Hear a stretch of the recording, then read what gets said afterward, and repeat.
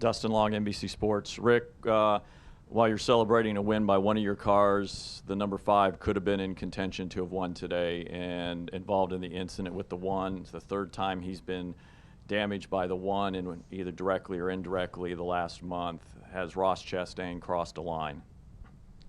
I think you can ask any driver in here that he's wrecked or been involved with him. He doesn't have to be that aggressive. And I guess at this point in the race, maybe you're super aggressive, but you just don't run people up in the fence, or he's gonna make a lot of enemies. It's hard to win a championship when you got a lot of paybacks out there, and he's got so much talent. I think if he just calmed down, that there's a time in the race. Dale Earnhardt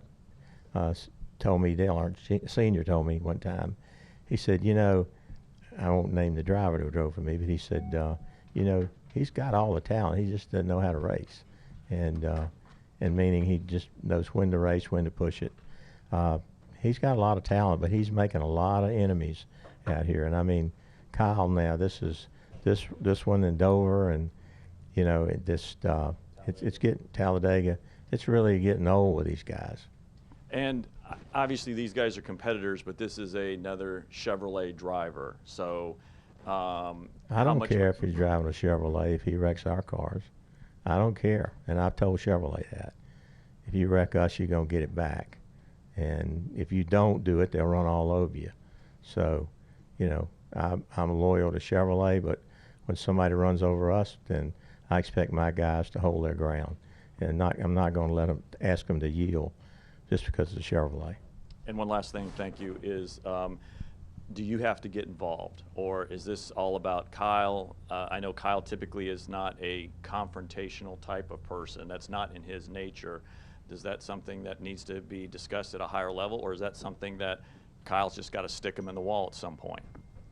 Well, I would think Justin would have a conversation and say, we're going to, it's going to be hard. Again, if you have a lot of people, wanting to pay you back, then it's hard to win a championship that way. And he's got talent enough to do that. And but we don't want to get knocked out of.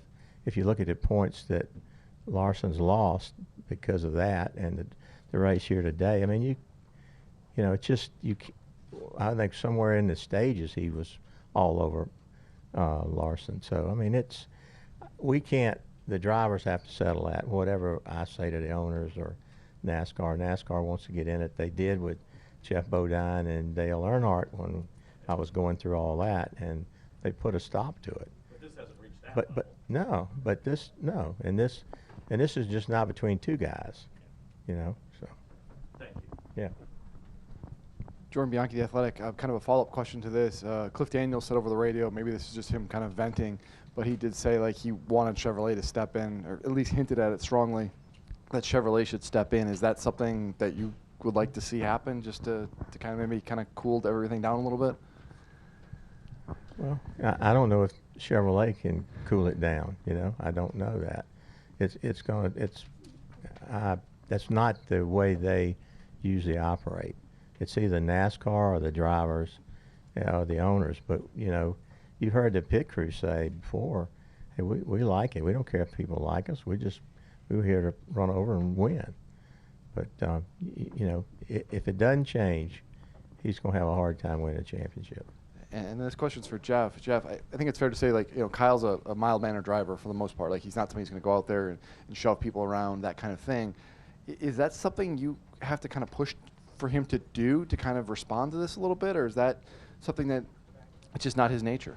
Well, yeah, Kyle's got to work within what he's comfortable with, and some people are really comfortable pushing and shoving and have no issue spinning guys or putting them in the fence. And Kyle's a guy that you have a lot of respect for him because the way he races, and but he knows when to be aggressive too. So I think it depends on what's on the line. When it's maybe for the championship, if that's what it's going to take. But I think Kyle is the kind of guy that, if he leans on somebody, he's going to make sure both of you come out the other end. That's his kind of responsibility in the way he carries himself. So obviously having multiple incidences, and it's a long list that Ross is now a part of. But I don't anticipate Kyle changing the way that he races guys, knowing Kyle the way I do.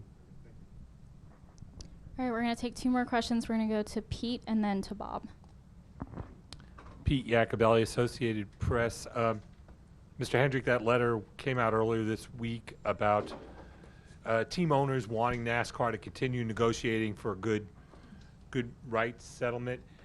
Why do you think there's pushback on the permanent charter situation, and what do you think might happen next?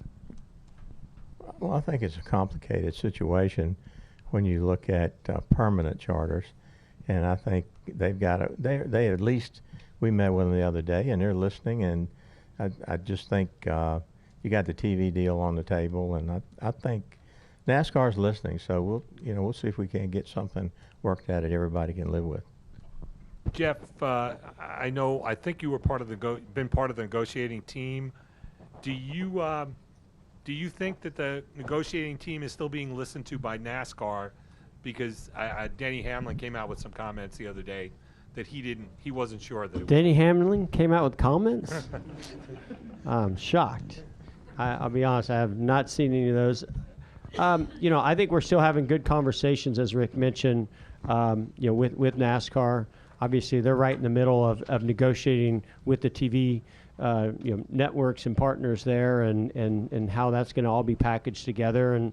And so, we all want the same thing. We all want to have a sport that's thriving, that fans love, and great competition like, what we saw on the track today, and also have something, that works out economically for the teams, for the tracks, for NASCAR, and everybody involved. So I think we're in a good place, but we're also making sure that NASCAR knows kind of where the teams stand and how united they are. All right, we're going to take one more question for Jeff and Rick, and then we're going to let them go. We're going to go to Bob, but before we do, I want to introduce our race winner, William Byron, and our race-winning crew chief of the number 24 Hendrick Motorsports Chevrolet, Rudy Fugel. Go ahead with your question, Bob. Yeah, I had 2 for Rick. Alex Bowman talked to us a little bit earlier today, said that doesn't know when he'll be back, that he's getting scans in a few days. I'm curious, when would you, if those scans said he's okay, would you encourage him to race right away? Would you want him to maybe wait till after the 600? And then also, have you reconsidered your kind of stance on extracurricular activities? Yeah, I don't want him snowboarding anymore.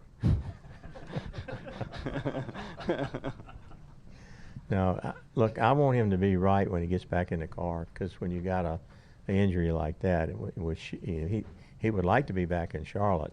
He's seeing the doctor this week, and he's got to get in and out of the car. They got to put the belts on him and see how he responds. That's a terrible injury. If you come back too early, it can mess you up for the whole year. So I want him to be right, and he's listening to the doctors. He has started working out, so I think it's a good shot. He'll be back pretty quick. But we haven't done the test in the car with the straps on him and the harnesses and see if he has any pain. And then yesterday, Larson actually won in the scheme, which I assume is pretty close to you. Just kind of curious what your emotions were yesterday after that win. Oh, I like to see Hendrick car wins races, and that was a good day. He drove a heck of a race, and I would have liked for it to have been my car or JRM car, but he wants to race. They had a car, and it was going to work. So I was excited. I love to see him win whatever he's in.